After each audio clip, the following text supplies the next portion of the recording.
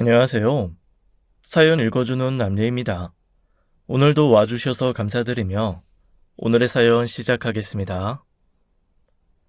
안녕하세요. 저는 참 어려운 결혼을 한 40대 남성입니다. 원래는 일을 좋아 결혼하지 않으려고 했었어요.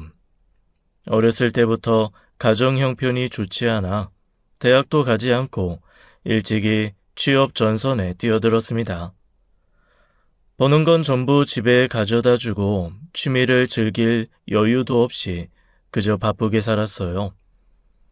연애를 안 해본 것은 아니지만 저와 미래가 보이지 않는다는 이유로 전부 저를 떠났습니다. 그렇다고 여자친구들을 원망할 수는 없었습니다. 제가 생각해도 제 형편의 연애는 사치였으니까요. 부모님과 저 그리고 여동생까지 모두 가족이 아버지가 빚 보증으로 진 어마어마한 빚을 매달려 살았습니다. 그렇게 30대에 이르러서야 그 빚의 굴레에서 벗어나게 됐고 그제야 좀 숨통이 트였어요. 살만해졌다고 생각했는지 부모님께서는 선자리를 알아보라고 했지만 저는 이미 결혼 생각은 사라진 뒤였어요. 가족이라는 것이 함께 있으면 힘이 되어주기도 하지만 저한테는 너무 힘든 사람이었으니까요. 괜히 결혼해서 제가 겪었던 그 힘든 일을 사랑하는 사람에게 함께 짊어지게 하고 싶지 않았습니다. 그렇게 30대 후반까지 돈 모으는 재미로만 살았어요. 청춘을 부모의 빚 갚는 데 썼으니 이제 나를 위해 살아야겠다고 하면서 독립해 나와 부모와 거리를 두면서요. 그러다 한 여자를 만나게 되었습니다. 저와 비슷한 나이에 혼자서 참 열심히 사는 것 같다는 인상을 주는 똑부러지는 여자였죠. 함께하는 프로젝트 때문에 3주 정도 함께 일하게 되면서 저도 모르게 호감을 느끼게 되었습니다. 결혼은커녕 연애도 하고 싶지 않다고 생각했던 저에게는 참 드문 일이었지요. 그래서 프로젝트를 성공적으로 마무리하고 난 후 함께하는 식사 자리에서 조심스레 제 마음을 고백했어요. 성현 씨, 갑작스레 이런 말 어떻게 들릴지 모르겠지만 저는 성현 씨가 참 좋습니다. 괜찮으시면 부담 없이 자주 이렇게 밥도 먹고 차도 마시면서 만나봤으면 좋겠어요.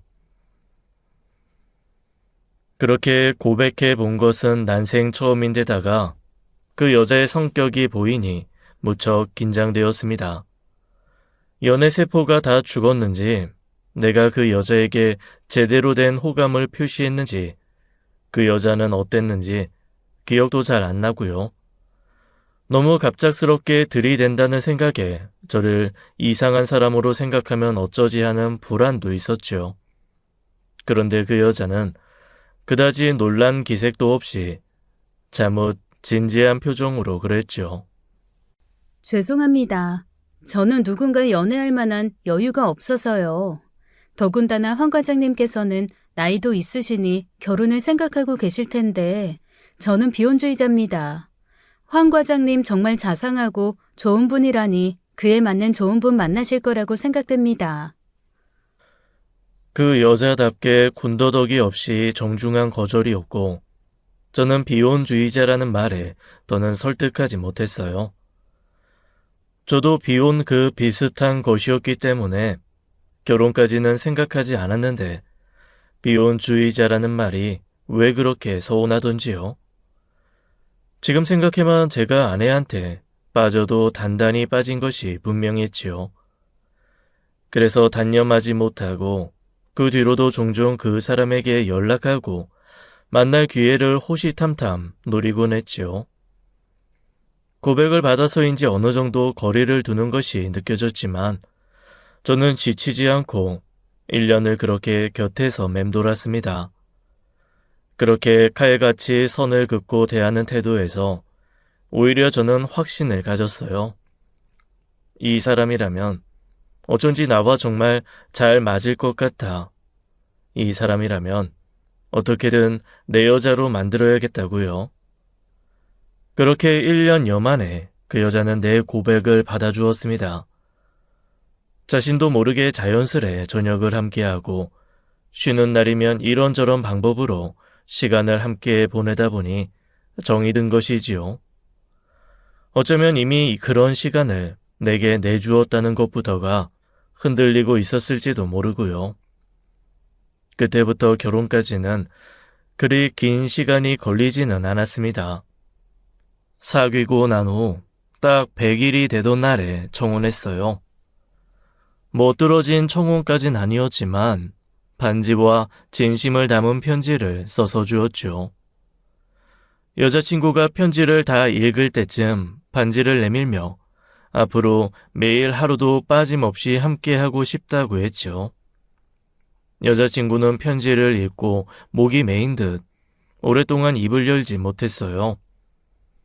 환하게 웃으며 승낙하지 않으리라는 것은 알았지만 막상 그 모습을 보니 저도 실망스럽고 서운하더라고요.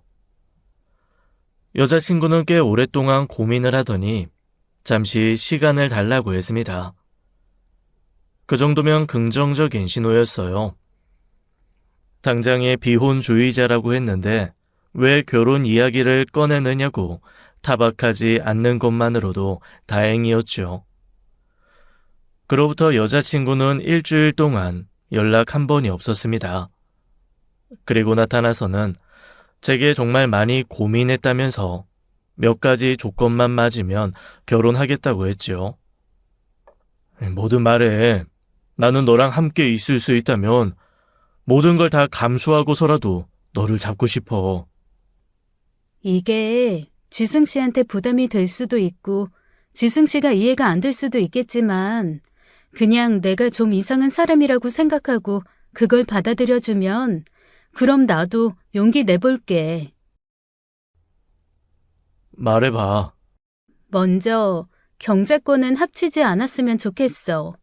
각자 생활하는 데 필요한 만큼의 생활비를 각출해서 사용하고 나머지는 어떻게 쓰던지 얼마가 있든지 신경 쓰지 않는다는 거야. 그거라면 괜찮아? 또? 아이는 없었으면 좋겠어. 나도 지승 씨도 나이가 있잖아. 무엇보다도 나한테 너무 부담되는 일이야. 아이가 있는 삶을 바라지 않아.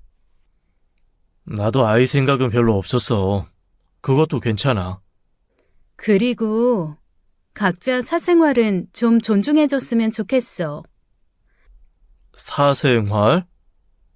부부라도 개인적인 시간이나 말하고 싶지 않은 시간에 대해 전부 공유하길 바라는 건 없었으면 한다는 거야. 대신 부부로서 그 어떠한 부정행위도 없을 거라는 건 맹세할게.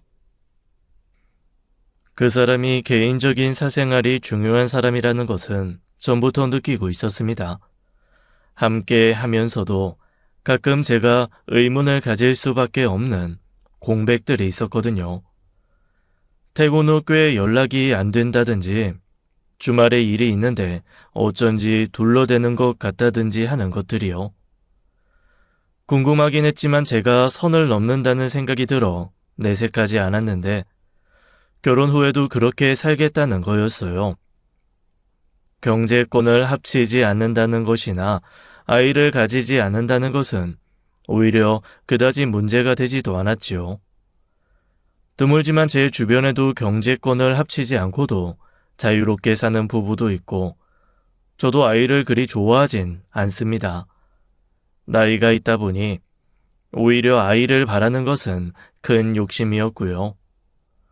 마지막 조건이 조금 걸리긴 했지만 어떠한 부정행위도 없을 것이라는 말을 믿고 결혼을 추진하게 되었습니다.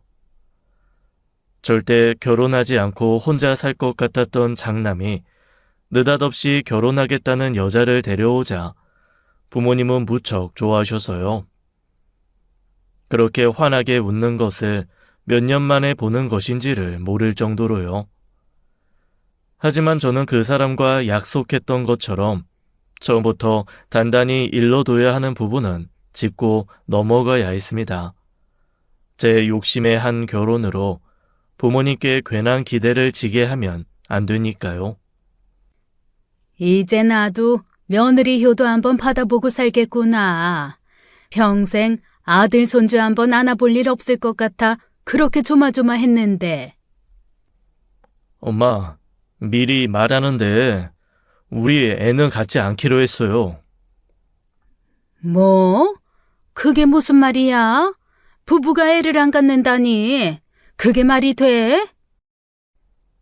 우리가 나이도 있고 아이에 대한 욕심도 없어요. 저는 몇 번이나 말했잖아요. 아이 좋아하지도 않고 애를 책임질 자신도 없다고요. 책임은 무슨 책임이 필요해? 뭐 애들은 그냥 낳아놓으면 지 알아서 잘 큰다. 네가 애를 낳고 살아야 부모한테 효도하는 거지. 부모님께서 결혼만으로도 만족하실 수 있으면 좋았겠지만 원래 사람의 욕심은 더 많은 것을 바라게 되잖아요. 게다가 저 알아서 잘 큰다는 아버지의 말에 반항하고 싶은 마음도 잃었고 저도 강하게 나갔죠. 저 알아서 잘 큰다니요. 그냥 굶어 죽지 않은 것만으로도 잘 사는 거 아니잖아요. 저도 대학도 가고 싶고 다른 애들처럼 부모 돈으로 여행도 다니고 싶었어요. 뭐? 아버지가 저한테 일부러 그런 짐을 지워주지 않았듯이 저도 나중에 제가 어떻게 될 줄 알아요. 내 자식한테 제가 가졌던 짐 주고 싶지 않아요. 넌 그게 지금 부모 앞에서 할 소리야? 예, 지승아. 그건 어쩔 수 없었던 거잖아. 그러니까 너는 더욱더 열심히 살면서 애 낳아서 잘 키우면 되지. 자신 없어요. 그러니까 저희한테 손주는 바라지 않으셨으면 좋겠어요. 안 그럼 이 사람 부담스러워서 같이 보기 힘들어요. 나중에 돌아오는 길에 아내가 그러더라고요. 그렇게까지 이야기해 줄 줄은 몰랐는데 덕분에 그 자리가 참 든든했대요. 죄송스럽다는 생각이 들면서도 애매하게 자신을 나쁜 며느리로 만드는 것이 아니라 나쁜 아들이 되어줘서 고맙다고요. 대신 더 잘하겠다는 약속을 하면서요. 실제로 아내는 부모님께 잘했습니다. 어버이날, 두불 생신, 명절 할 것 없이 찾아가 생신상이며 차례상 차려내는 것에도 불만이 없었고요. 목욕탕을 좋아하지 않는다면서 저희 엄마가 좋아한다는 이유로 갈 때마다 함께 목욕탕을 가기도 하고요. 일주일에 한 번은 꼭 안부 전화를 드리고 그랬어요. 그런데도 부모님께서는 성에 안 차는지 왜 얼굴 보기가 힘드냐고 자주 타박하셨죠. 아내가 주말마다 봉사 활동을 가요. 보육원에 간다고는 하는데 어딘지는 절대 이야기를 안 하더라고요. 그게 아내가 말했던 사생활의 범주라고 생각해서 봉사 활동하는 날은 그냥 잘 갔다 오라고만 했습니다. 그런데 부모님께서는 무슨 날이 아니면 한 번을 찾질 않는다고 서운해하셨어요. 그래서 아내가 없는 날 제가 따로 고기를 사들고 방문하곤 했는데 며느리랑 올 거 아니면 오지 말라고 하더라고요. 아내에게 넌지시 그런 이야기를 하자 아내가 알겠다고 해서 서너 달에 한 번은 집에 찾아가긴 했어요. 사실 저도 내심 매주 봉사활동 갈 시간이 있으면 한 달에 한 번 정도는 시댁에 갈 수 있지 않나 그런 생각도 했고요. 지금 생각해보면 부모님만큼이나 저도 아내에 대한 기대와 욕심을 키우고 있었던 거예요. 그러던 어느 날이에요. 아내가 전화를 받더니 한참 아무 말도 없이 듣고만 있다가 갑자기 스피커폰으로 바꾸는 거예요. 안 그래요? 아니, 해도 너무하잖아요. 왜 말을 안 해요? 언니가 생각해도 그렇지 않아요? 듣고 있어요, 아가씨. 근데 그건 제가 결정할 문제도 아니고 설사 오빠가 그런 결정 내린다고 해도 제가 받아들일 수 있는 문제는 아닌 것 같네요. 왜 아니냐고요. 어차피 엄마 아빠 늙으면 모셔야 하는 건 오빠랑 언니인데. 두 분 지금도 그렇게 외로워하시는데 자주 찾아뵐 거 아니면 지금부터 같이 살면 되잖아요. 아가씨, 그렇게 두 분이 걱정되면 아가씨가 들어가서 살면 되잖아요. 아가씨도 아가씨 욕심에 결혼도 안 하고 자유롭게 살면서 왜 그걸 저한테 떠넘기려고 해요? 떠넘겨요? 우리 엄마 아빠가 짐이에요? 떠넘긴다는 표현을 쓰게? 말꼬투리 잡지 말고요. 저는 두 분께 며느리로서 할 만큼 하고 있다고 생각해요. 그 이상을 바라시는 건 욕심이죠. 언니가 부모님이 안 계셔서 그러나 본데. 야, 황지용! 아, 깜짝이야. 오빠도 같이 듣고 있었어요? 와, 언니 그렇게 안 봤는데 지금 뭐예요? 시부모님 문제로 상의하는데 오빠가 빠지면 되나요? 아가씨, 방금 말실수한 거 알죠? 뭐요? 내가 뭐라고 했는데요? 저 시댁이라고 그렇게 고분고분 할 말 못하고 살 사람 아니에요. 그리고 내가 그렇게 못마땅하면 없는 듯이 저한테 연락도 안 하면 되고요. 오빠랑 사는 것도 싫으면 오빠한테 말씀하세요. 오빠도 동의한다고 하면 이혼할 테니. 뭐예요? 이혼이요? 황지용, 너 지금 건방지게 무슨 짓이야? 너 한 번만 더 이 사람한테 연락해봐. 가만 안 둘 줄 알아. 그렇게 벼랑간 우리 부부 사이에 냉기가 흘렀고 아내는 화가 났는지 시뻘겋게 달아오른 얼굴로 앉아 있었어요. 결혼하기 전 혼자 산다고 했을 때는 저 혼자 사는 집에도 오고 싶지 않다고 했던 부모님이세요. 명절이나 어버이날에만 내려와도 좋아하시고 생일에 전화만 드려도 반가워하신 분들이거든요. 그런데 결혼한 뒤로 점점 더 바라는 것이 많아지니 내가 이 사람한테 얼굴을 들 수가 있어야지요. 결혼 전에 우리 집은 그런 간섭도 바라는 것도 없는 집이라고 그렇게 안심을 시켜두었는데 말이에요. 엄마가 자꾸 여동생한테 전화해서 집사람 흉을 보고 아쉬운 소리를 하니 여동생이 그렇게까지 나온 것이었어요. 자기도 듣고 싶지 않았겠죠. 온갖 잔소리 때문에 부모님을 뛰쳐나와 혼자 자유롭게 살고 있는데 오빠 부부 때문에 그런 소리 들어야겠냐고요. 그래도 부모가 없어 그렇단 말은 선을 넘어도 한참을 넘었죠. 어렸을 때 사고로 부모를 잃었다는 아내는 결혼식 때에도 어렸을 때 키워준 이모님 부부가 혼주석에 앉아주셨어요. 결혼식도 올리고 싶지 않다는 거 부모님 소원이라 어떻게든 머리수를 맞춰 소규모라도 진행을 한 것이었고요. 근데 그것을 여동생이 무기처럼 사용할 줄은 몰랐죠. 저도 화가 나고 아내 보기 낯뜨거운 것이 안절부절 못하겠더라고요. 그날 아내는 한참을 고민하다가 딱 한마디 했습니다. 이런 문제로 분란 생기는 게 싫으면 이혼해 줄 테니까 말해. 저는 아내가 참 좋았습니다. 회사에서도 능력을 인정받는 사람이었고 주변 사람들한테 참 잘했어요. 그런데 가끔은 아내가 원망스럽더라고요. 부모님 문제가 생길 때마다 이혼이라는 카드를 너무 쉽게 꺼냈으니까요. 마치 우리 결혼 생활에는 아무런 미련이 없는 사람처럼 보였으니까요. 부부에게 갑과 을이 있어서는 안 되지만 그런 말에 서운함도 비치지 못하는 것을 보면 전 그 사이에서 확실한 을이었습니다. 그래도 아내의 마음까지는 의심하지 않았어요. 부모님 문제만 아니면 정말 따뜻하고 다정하게 대해주는 사람이었고 무엇보다도 저에 대한 배려가 확실했거든요. 일은 엇비슷하게 끝나는데 매일 저녁을 차려주고 가끔은 피곤하니 설거지도 하지 말라고 자기가 다 해요. 샤워하러 들어가기 전에 속옷과 갈아입을 옷을 하루도 빠짐없이 미리 챙겨놓고요. 늘 습관처럼 제 얼굴을 살피며 뭐가 부족한 거 없는지 머리도 만져주고 피부도 만져주면서 화장품도 발라주었지요. 정말 이 사람은 이 집에서만큼은 나밖에 안 보이는구나 싶을 때가 한두 번이 아니었어요.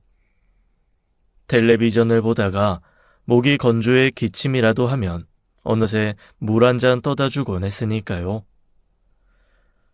그러던 어느 날 아내 핸드폰에 찍힌 사진을 옮기려다 어쩌다 아내의 급여 명세서를 확인하게 되었습니다. 그런데 제가 생각했던 것보다 한참 웃도는 급여를 받고 있더라고요. 거기다 지금 하는 일 외에 따로 시간을 내어 번역 작업을 하면서 프리랜서로 받는 돈도 있었고요.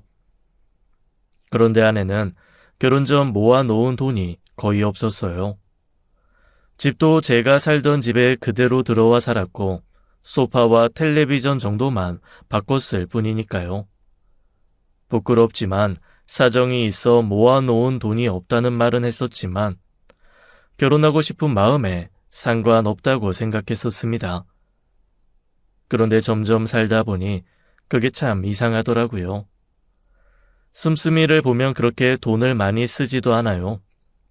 그런데 확실히 돈을 모으고 있지 않다는 것을 알게 된 사건이 있었죠. 여동생이 이사하면서 계약금 얼마가 부족하다고 빌려달라고 한 거예요. 다음 주에 나올 돈 있으니까 바로 줄게. 좀 도와줘. 나도 당장 그렇게 큰 돈은 없는데 다 적금 넣고 그래서 해약해야 돼. 아, 진짜 급한데. 딱 일주일만 쓰고 줄게, 오빠, 어? 있어봐. 정 안 되면 대출이라도 받아봐야지. 부부 공공으로 넣는 적금과 따로 남은 돈은 적금과 주식에 투자하고 있어서 현금이 많지 않았어요. 여동생이 빌려달라는 돈이 기 1,000만 원이었는데 당장에 그 큰 돈을 바로 꺼내 쓰기는 어려운 상황이었고요. 그래서 아내에게 사정을 말하니 아내도 난처한 얼굴로 그 큰 돈을 당장 어디서 구하냐고 하더라고요. 당신 따로 모아둔 현금은 없어? 없지. 아가씨, 많이 급하대? 어디 따로 돈 구할 곳은 없고? 없대. 돈도 집 전세금이 빠져야 생기는 거고 다음 주에 계약건으로 목돈이 생기니 바로 준다고는 하는데. 어쩌지? 일단 알았어. 그리고 아내가 어렵게 구해서 내민 돈은 500만 원이었어요.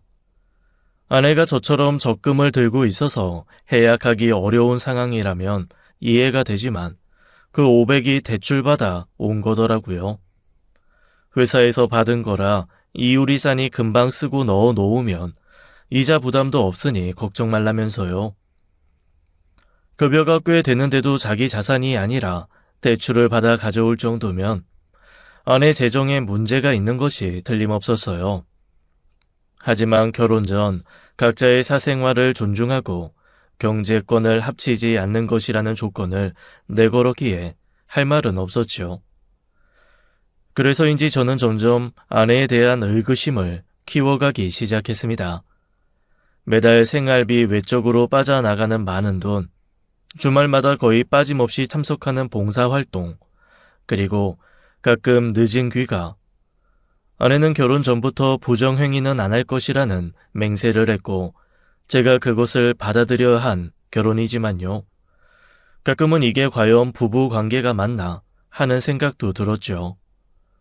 그런 불만이 커지니 자연히 제 표정이나 태도에 문제가 생기기 시작했고 그게 싸움으로 이어지는 날이 있었어요. 이번 달 전기세 너무 많이 나왔네. 에어컨을 많이 틀었나? 어디 봐. 글쎄, 작년이랑 크게 차이도 없는 것 같은데? 당신이나 나나 에어컨 바람 안 좋아해서 잘 때는 그냥 끌 때도 많았고 기껏해야 적정온도 28도라 많이 나온 것도 아니야. 이게 많이 나온 게 아니라고? 전기요금이 이 정도 나왔으면 많이 나온 거지. 당신 가끔 보면 약간 경제관념이 나랑 다른가 싶어. 갑자기 그게 무슨 말이야? 여기 봐봐. 다른 집이랑 비교해도 우리가 그렇게 많이 쓰는 것도 아니야.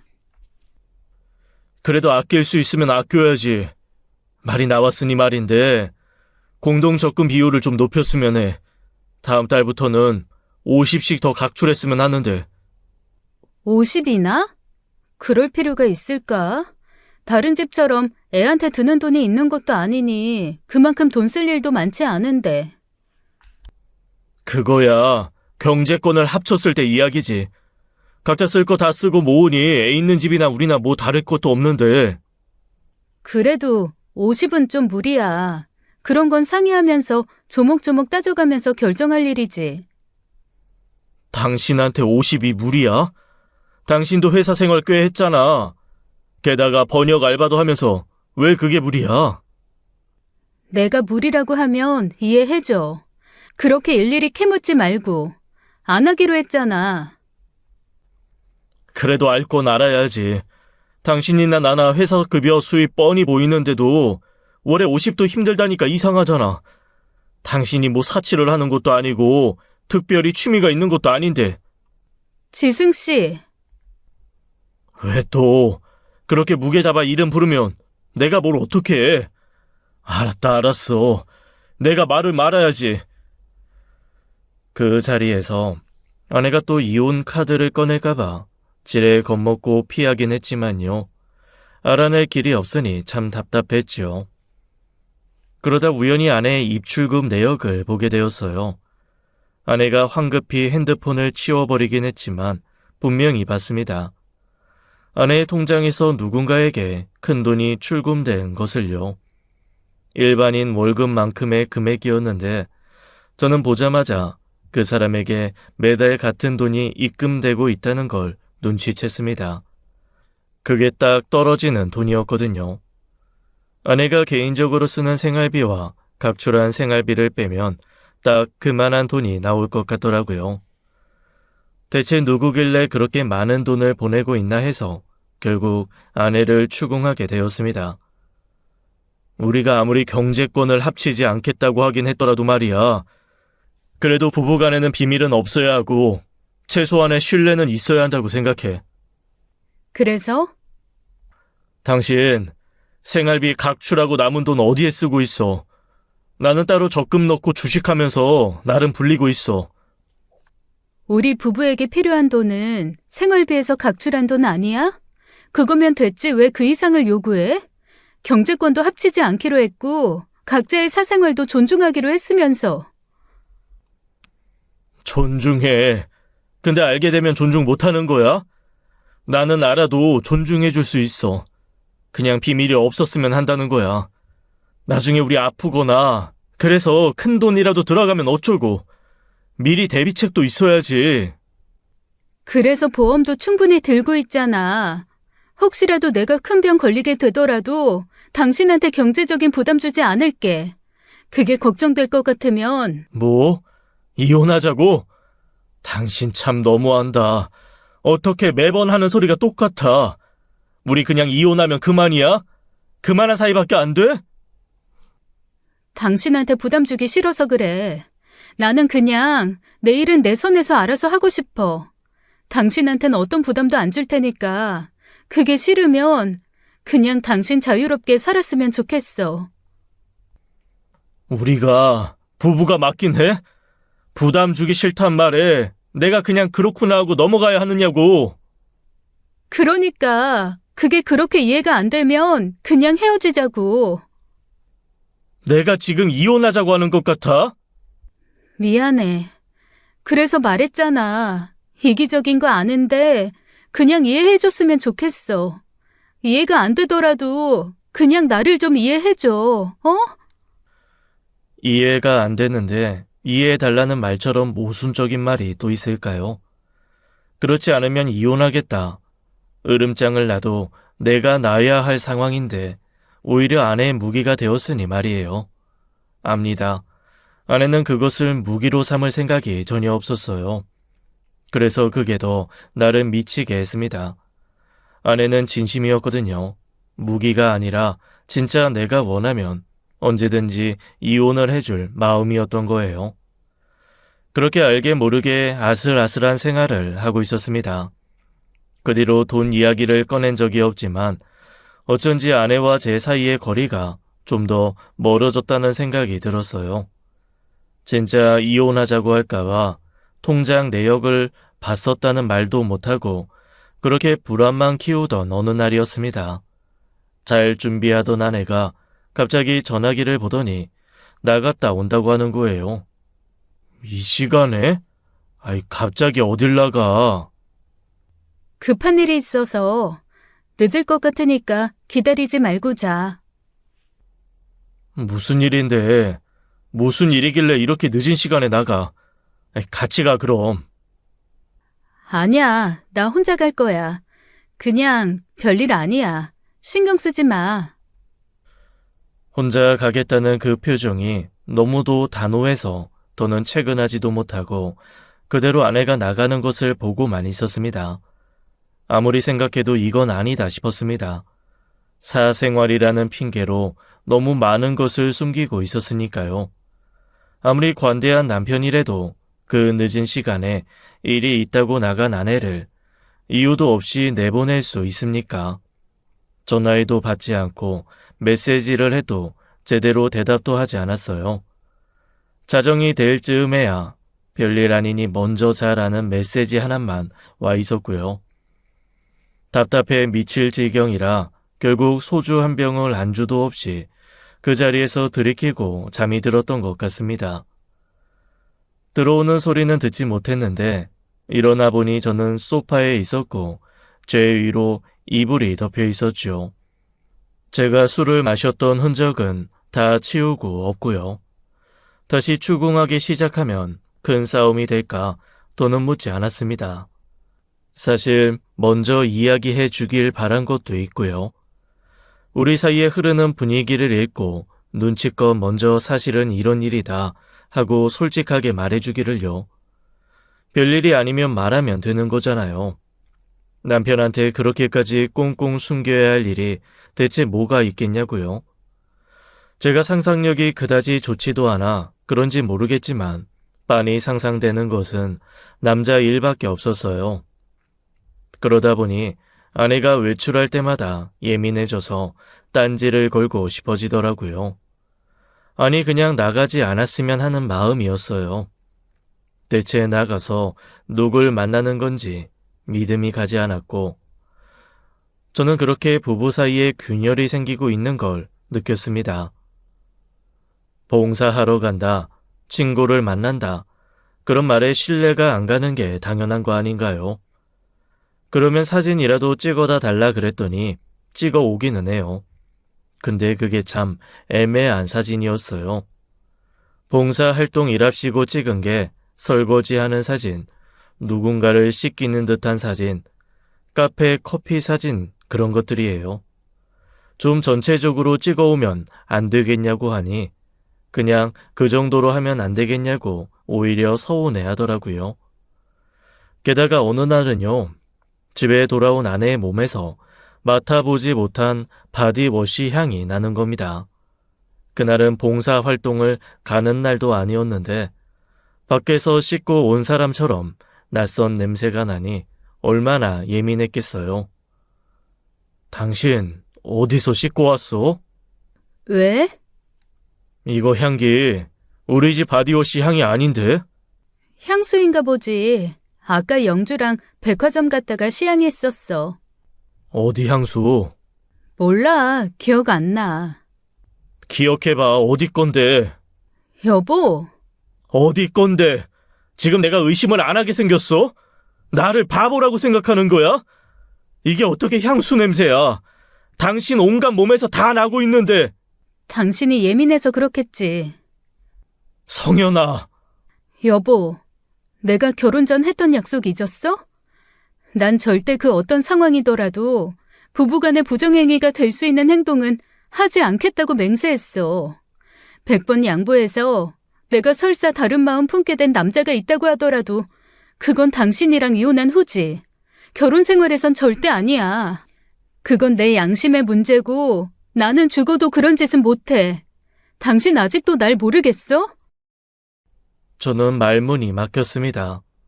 너무 잘 알아요. 아내 말대로 아내는 이혼을 하고 새 사람을 만났으면 만났지 바람을 피울 사람은 아닐 겁니다. 사람 일은 모른다지만요. 아내는 오히려 사랑하는 사람이 생겼다고 솔직하게 말할 사람에 가까워요. 하지만 의문이 풀리지 않으니 안심되지 않고 마음이 조급해질 수밖에요. 그래서 결국 아내를 재촉하기 시작했습니다. 밤에 아내에게 더 들러붙고 귀찮게 굴게 된 거예요. 마치 아내의 마음과 저에 대한 사랑을 테스트하기라도 하듯 밤마다 그렇게 아내를 원했어요. 아내는 순순히 저를 받아주었고 그렇게 밤을 보내고 나면 약간 그 마음이 좀 덜어지나 했습니다. 하지만 다음날 날이 밝으면 똑같아요. 아내가 회사를 가는 것조차 스트레스 받을 정도였죠. 차라리 회사도 가지 않고 집에만 있으면 좋겠다. 그러면 내가 불안한 일도 이렇게 초조할 일도 없을 텐데. 그래서 어느 날은 아내와 사랑을 나누며 그랬죠. 성현아, 우리 아이 가질래? 뭐? 아내는 제 말에 화들짝 놀라며 저를 밀쳐냈죠. 그리고 바로 옷을 주섬주섬 입어버리는 거예요.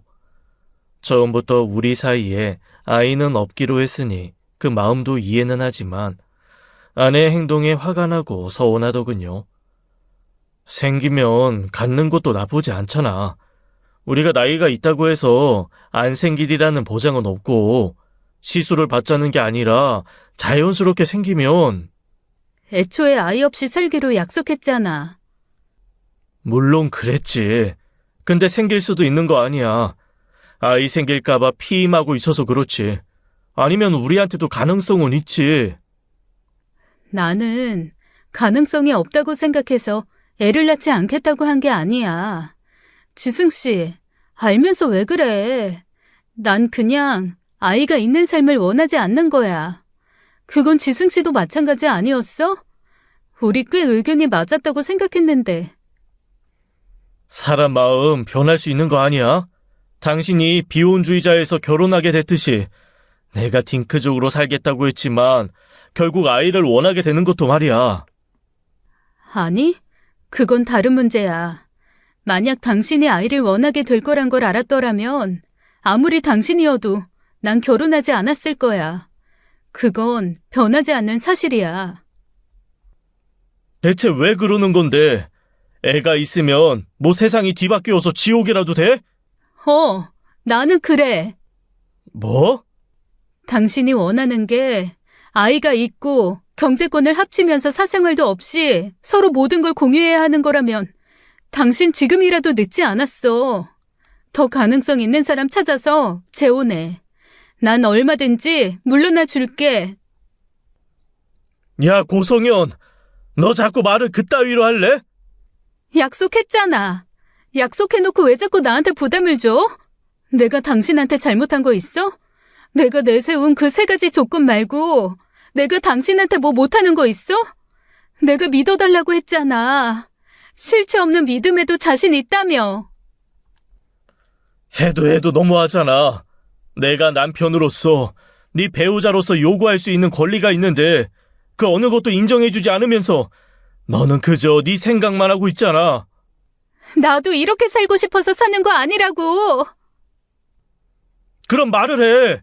솔직하게 무슨 일인지 나한테 말을 해보라고. 할 말 없어. 계속 그렇게 추궁하고 날 몰아붙일 거면 헤어져 진짜. 나도 그렇게는 못 살아. 너 자꾸 그 이혼이라는 말 무기처럼 쓸래? 그 말에 스트레스 받고 불안해하는 거 알면서 그렇게 쓰고 싶어?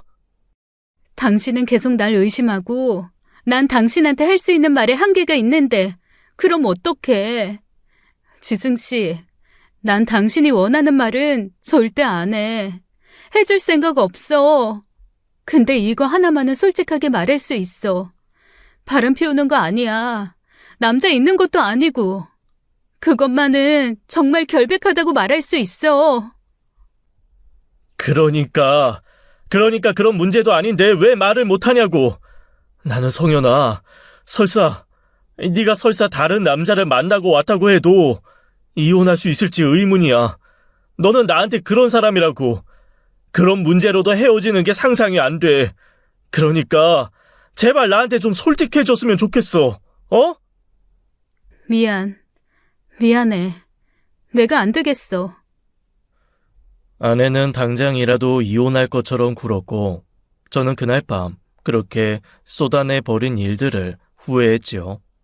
차라리 참을 걸, 조금만 참았으면 됐을 텐데 왜 그랬을까? 왜 그렇게 몰아붙여서 이혼하고 싶게 만들었을까? 그렇게 불안해하면서요. 내가 아내를 너무 사랑했습니다. 그래서 너무 힘들었어요. 차라리 사랑이 모자라거나 아쉽지 않았더라면 그렇게 소리치고 헤어짐을 선택했겠지요. 그 뒤로는 완전히 냉전이었습니다. 아내는 밥을 차려 놓았지만 함께 밥을 먹는 일이 없었고 저도 아내에게 말을 걸지 않았죠. 정말 지옥이 따로 없었습니다. 그럼에도 차마 먼저 다가가지 못한 것은 아내가 제게 미안하다 먼저 다가와 주길 바라는 마음 때문이었어요. 이혼할 생각은 전혀 없었지만 적어도 그 일이 있은 후에는 너무 과했다고 사과라도 해주길 바랬던 거지요. 저는 그런 식으로라도 아내의 사랑을 확인받고 싶었던 거예요. 그런데 그러던 와중에 여동생으로부터 사진 하나를 받게 되었습니다. 그것도 상상할 수도 없을 만큼 충격적인 사진을요. 그날도 봉사활동 간다던 날이었는데 아내가 백화점 식당가에서 웬 남자의 팔짱을 끼며 활짝 웃는 사진이었죠. 팔짱을 끼며 걷는 사진, 같이 앉아서 입가를 닦아주는 사진, 정말 질투가 날 정도로 활짝 웃어주는 사진들이었어요. 친구랑 나왔다가 우연히 봤는데 친구도 있고 부끄러워서 아는 체를 못했다더라. 얼마나 낯뜨겁게 남자를 챙기던지 뻔히 새언니인 거 알면서도 믿기지가 않더라니까. 아니 다른 사람도 아니고 새언니가 바람을 다 피워? 여동생 말이 틀리지도 않았습니다. 귀가 먹먹해지고 정신이 아득해지는 것 같더군요. 온몸이 사시나무 떨리듯 떨리고 머리끝까지 화가 나서 어쩔 줄 몰랐죠. 다른 건 몰라도 바람은 아니라고 그렇게 결백을 주장하던 여자가 외간 남자랑 그렇게 다정이 있는 꼴이라니요. 최근에는 저를 향해서도 그렇게 웃어준 적도 없었습니다. 싸움이 잦아서이긴 하지만 저에게도 보여준 적 없던 모습을 보인다는 것이 너무 낯설고 서운하면서도 화가 났지요. 결국 제 말이 맞았던 거예요. 제 부호라니 기다렸다는 듯이 맞아 떨어졌던 것이고 실체 없는 믿음은 있을 수 없던 것이죠. 또는 아내를 기다리거나 배려해 줄 수가 없었습니다. 그래서 아내가 들어오자마자 안방에 들어가지도 못하게 하고 붙잡아 따자 물었죠. 이거 봐, 할 말 있어? 이게 뭐야? 당신 설마 나한테 사람 붙였어? 사람? 당신이야말로 나를 몰라? 지영이가 봤단다. 어떤 남자를 아주 낯뜨겁게 챙기느라 아는 체하기가 부끄럽더라고. 너 뭐야? 바람 아니라며. 너 뭐야? 차라리 남자를 만난다고 솔직하게 말해. 바람은 아니야. 그럼 이 사람은 대체 뭐냐고? 바람이 아닌데 외간 남자 팔짱을 끼고 다닌단 말이야? 사생활이야. 뭐? 고성현, 너 정말? 이렇게까지 탄로났는데 사생활이라는 말이 나와? 이럴 거면 결혼을 왜 했어? 나 더 이상 할 말 없어. 분명 그 조건 다 받아들이고 결혼하자고 했던 사람 당신이야. 아내는 제가 붙잡는 손도 뿌리치고 그 길로 안방에 들어가 버렸어요. 그리고 문을 잠그고 다음 날까지도 나오지 않았죠. 잠에서 깼을 때 아내는 이미 나간 뒤였고 제 전화는 받지도 않았습니다. 그 와중에 그렇게 집을 나가버렸으니 제 속은 얼마나 타들어갔겠어요. 그 새벽에 또 그 남자한테 갔나 그 생각에 정말 미칠 것 같더라고요. 그리고 저를 더 미치게 만든 건 그날 저녁 저를 기다리고 있던 하나의 문서였습니다. 이혼 서류였어요. 아내의 성격답게 깔끔하고 군더더기 없는 글씨로 채워진 항목들은 아내가 이혼을 원한다고 말하고 있었습니다. 그리고 그 밑에는 포스트잇으로 쪽지 하나가 붙어 있었어요. 진실보다는 이혼이 나을 거야. 후회 없는 선택을 했으면 좋겠어.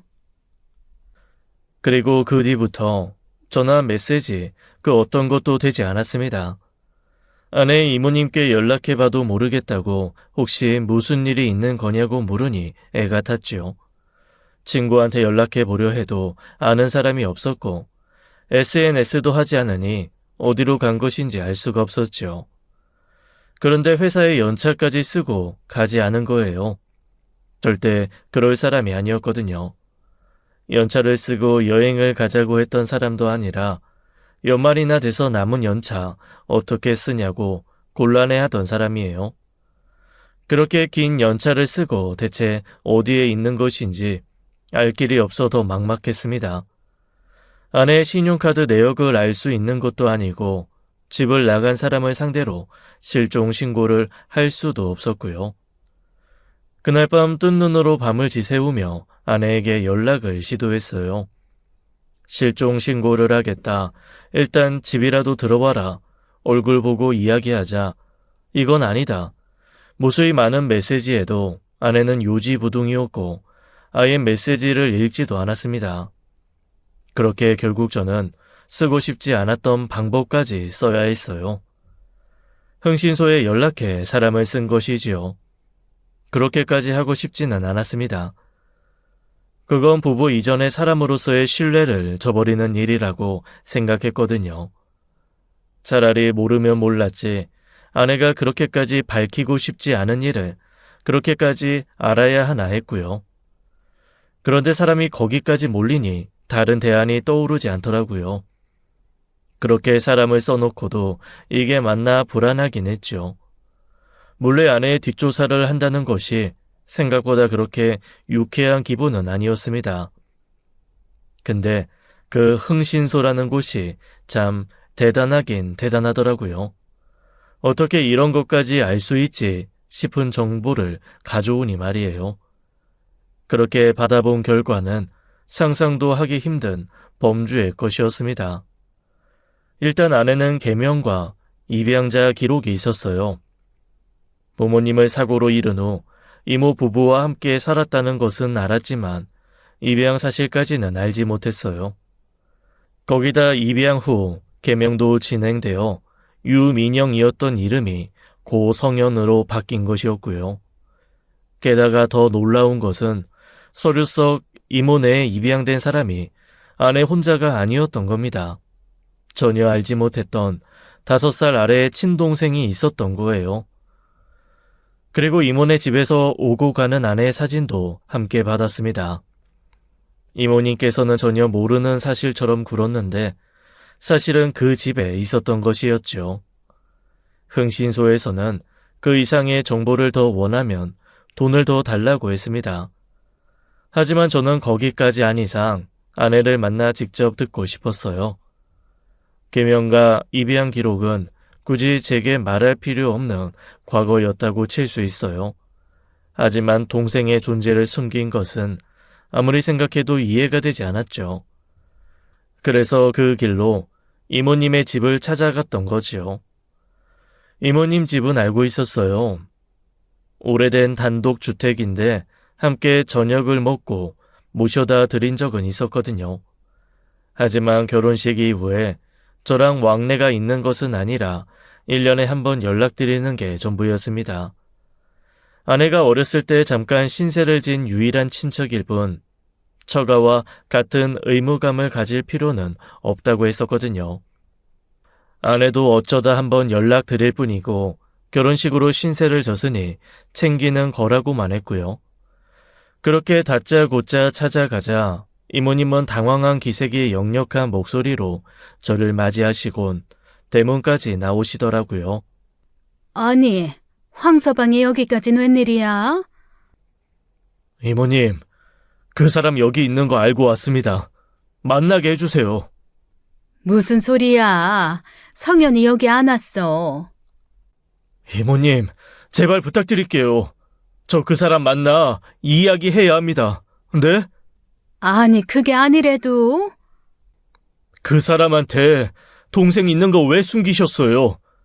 저희 만날 때 한 번도 그 사람 동생에 대해서 말씀 안 하셨잖아요. 결혼식장에도 오지 않았고 한 번도 동생 있다는 말도 안 했어요, 그 사람. 어? 이 자네가 그걸 어떻게? 그 사람 만나게 해주세요. 결국 이모님은 대문 앞에서 안절부절 못하시다가 결국 제게 길을 내어주었죠. 저는 얼마나 각오가 되어 있었는지는 모릅니다. 그저 그 길 끝에서 저를 기다릴 아내의 비밀이 제가 상상하기 어려운 범주인 것만 어렴풋이 생각했죠.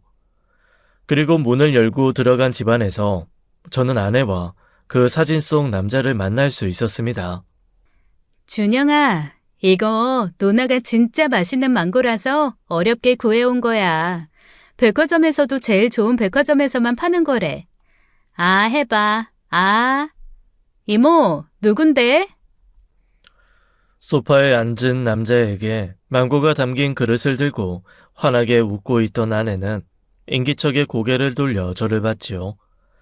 이모님이 있을 거라고 생각하다 저를 봤는지 소스라치게 놀라며 망고 그릇을 그 자리에서 떨어뜨렸어요.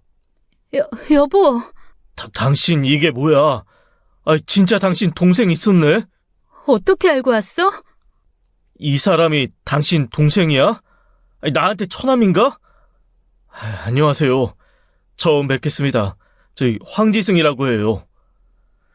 아내에 대한 화는 잠시 잠재우고 소파에 앉아있는 아내의 남동생에게 인사를 했어요. 그런데 좀 이상하더라고요. 사람이 인사를 하는데도 멀뚱히 앉아만 있고 저를 보는 시선이 좀 이상했죠. 그리고 보니 앉아서 망고를 먹여주던 아내가 생각나 아차 싶었습니다. 아내는 떨어진 망고를 다 주워 담고 일어나 제게 왔죠. 그리고 따라 나오라는 말과 함께 옷을 챙겨 먼저 밖으로 나갔습니다.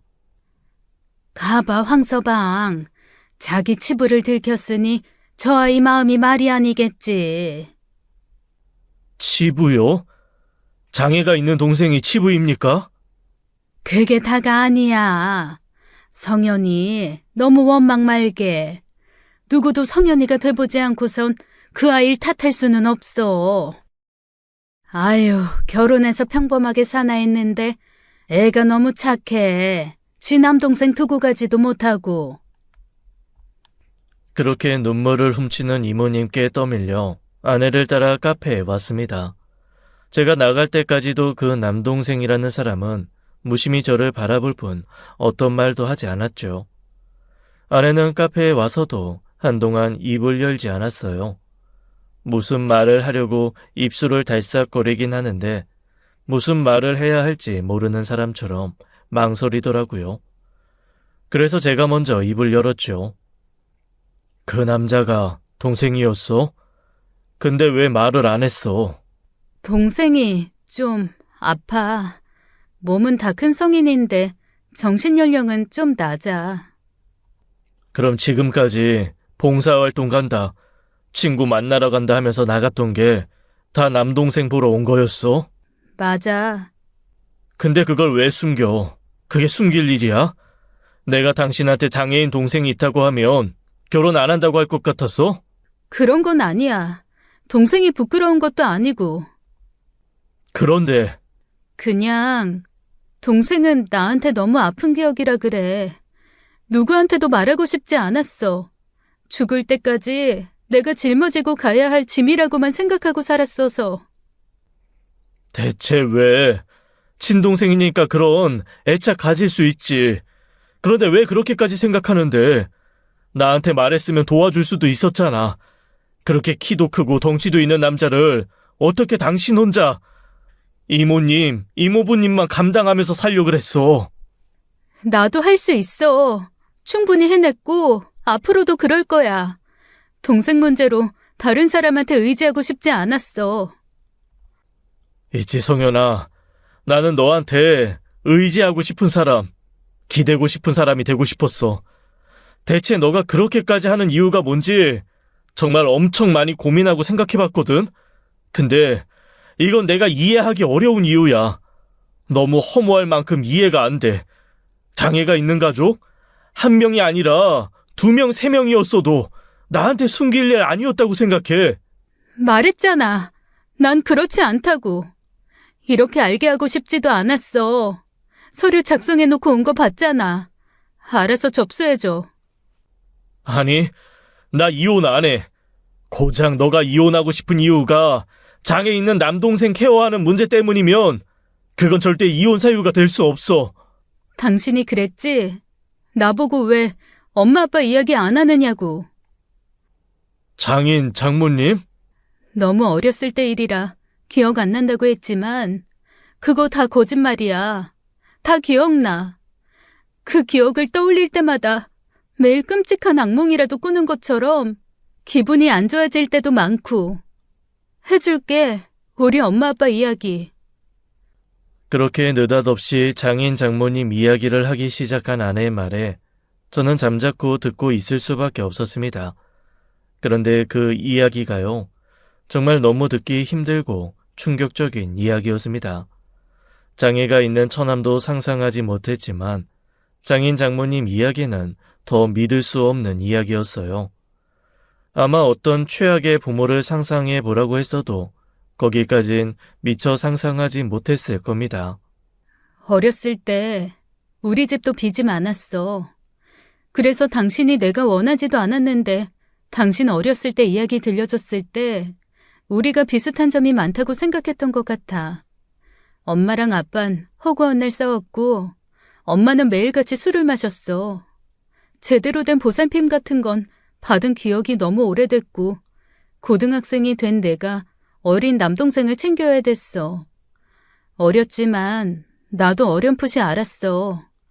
아빠의 사업 실패로 쌓인 빚이 너무 많았고 그게 우리 가족을 지옥으로 몰아넣고 있다는 거. 그래서 그런 선택을 했나 싶으면서도 나는 지금도 그때 부모님의 선택을 이해할 수가 없어. 이해하고 싶지도 않고. 부모님이 우릴 데리고 죽으려고 했던 거야. 어? 그날 엄마가 오랜만에 말끔한 얼굴로 저녁을 차려줬어. 지금 생각해보니 참 이상한 날이긴 했어. 그렇게 모여 앉아서 맛있는 식사를 했던 게 정말 오랜만이었거든. 남동생이 좋아하는 갈비랑 잡채, 내가 좋아하는 고추장 불고기, 아빠가 좋아하던 생선조림까지 진짜 과해도 너무 과했지. 그래서 이상하게 불안하긴 했어. 엄마 아빠는 싸우지도 않았고 맛있게 먹으라고 우리한테 웃어주기까지 했으니까. 그렇게 식사를 마치고 이상하게 너무 졸렸던 기억만 나.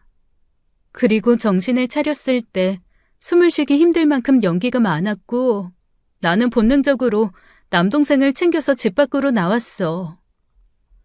설마... 연탄을 피운 거야, 집에. 뒤늦게 신고를 받고 구급대원이 출동했는데 그냥 멀쩡히 살아남은 건 나뿐이었어. 엄마가 준 주스를 다 마시지 않아서 그랬나? 모르겠어. 차라리 그날 나도 죽어버렸으면 좋았을걸 그런 생각을 하면서 살았거든. 그렇게 부모님이 돌아가시면서 나한테 남은 건 그 사고로 뇌손상 입어서 장애를 얻은 남동생과 부모님의 어마어마한 빚이었어. 그나마 이모네 부부가 빨리 도와주셔서 상속 포기를 할 수 있었지만 앞으로 평생 내 짐이 될 준영이가 빚처럼 남아있었지. 그래서... 부모님이 너무 원망스러워, 지금도. 그게 나한테는 누구에게도 알리고 싶지 않은 치부야. 죽기보다도 싫었어, 그게. 그래서 결혼할 생각도 없었고, 이해한다고 하지만 결국 부담이 될 거니까. 당신도 다 이해하는 척하지만 결국 자식을 데리고 자살하려고 한 처가와 평생 늙어 죽을 때까지 초등학생보다 못한 상태로 살해야 하는 처남을 받아들이지 못해. 혈육인 나도 힘든데. 성현아, 나 당신한테 부끄러운 짓 한 적 한 번도 없어. 내 욕심에 한 결혼으로 이모한테 준영이 맡기고 왔으니까 그만한 대가로 매달 돈 붙이느라 돈이 없었던 거야. 최선을 다했어, 나는. 당신 아내로서, 시댁의 며느리로서, 준영이 누나로서. 그리고 우리 이모랑 이모부한테 떳떳한 조카가 되려고 나 정말 최선을 다했어. 그건 당신한테 떳떳해. 알아. 이혼은 하더라도 당신한테 부끄러운 짓으로 헤어진 사람으로 남고 싶지 않았어. 그래서 솔직하게 말하는 거야. 평생 죽을 때까지 밝히고 싶지 않았는데 그래도 후련은 하다. 아내의 이야기를 멍하게 듣던 저는 아내가 후련하다며 슬쩍 웃는데 가슴이 너무 아팠습니다. 누구에게도 이해받기 힘든 이야기라고 생각했다던 아내의 말을 비로소 이해할 수 있었죠. 부모가 원망스럽다던 것도, 사랑하는 남동생이 짐이나 빚 같다는 말도 감히 저는 이해할 수 있었어요. 아내는 떳떳한 이혼을 위해, 자신의 진심을 위해 내게 진실을 고백했다고 하지만요. 저는 이혼을 할 생각이 없었습니다. 진실을 알기 전에는 아내의 고집에 진실을 요구하고 이혼을 해줄 생각도 있었지만요. 이젠 그럴 수 없게 된 것이죠. 그래서 준비해간 이혼 서류를 아내 앞에서 찢어버렸어요. 누구 마음대로 이혼을 해. 우리한테 이혼은 없어. 고집 부리지 마. 말했잖아. 가족인 나한테도 어려운 일이야. 당신한테 부담 주기 싫어. 그게 맞았던 거야. 나한테 결혼은 정말 무리였어. 이혼 원하면 해줄게. 근데 지금은 아니야. 해보고 내가 어디 두고 보자 하고 덤벼볼 테니까 못 버티면 그래 그럴 줄 알았다 하면서 그때 이혼해. 그래도 늦지 않아. 여보. 나를 뭘로 보고 말이야.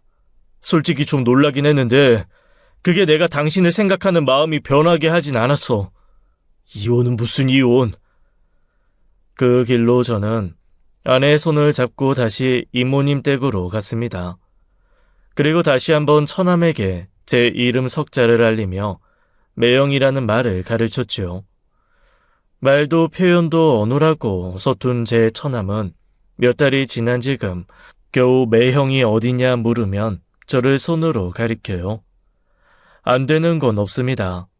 아내와 함께 매주 이모님 댁을 찾아가서 처남을 만나고 와요. 애초에 우리가 데려오는 것이 아내와 이모님 부부의 부담을 덜어주는 일이라고 생각했는데 이모님이 반대했지요. 처남을 어렸을 때부터 키운 터라 자식이나 다름없어 힘이 닿는 데까지는 이모님이 돌보고 싶다고 하신 거예요. 저희는 여전히 경제권을 합치지 않았습니다. 아내가 얼마를 벌고 얼마를 이모님 댁에 드리는지 몰라요. 그런데 상관없습니다. 적어도 사생활은 오픈이 되었으니까요. 아내가 어딜 가는지, 아내가 누굴 만나 무엇을 하는데 시간을 보내고 오는지 알게 되었으니 말이에요. 아내에게 무리하게 진실을 요구해 얻은 저만의 평화라고 생각하진 않습니다. 아내는 더 이상 봉사활동을 간다는 핑계를 대지 않아도 됐으니까요. 오늘 아침에도 준영이한테 갔다 올게 하는 아내의 얼굴이 그 어느 때보다도 밝아 저는 그게 너무 마음이 좋았습니다. 앞으로 처남과 아내의 과거가 아내나 저에게 짐이나 빚처럼 느껴지지 않도록 노력할 겁니다. 응원해 주세요. 지금까지 사연 읽어주는 남녀였습니다. 끝까지 함께 해주신 여러분 감사드리며 저희는 다음 사연으로 돌아올게요. 감사합니다.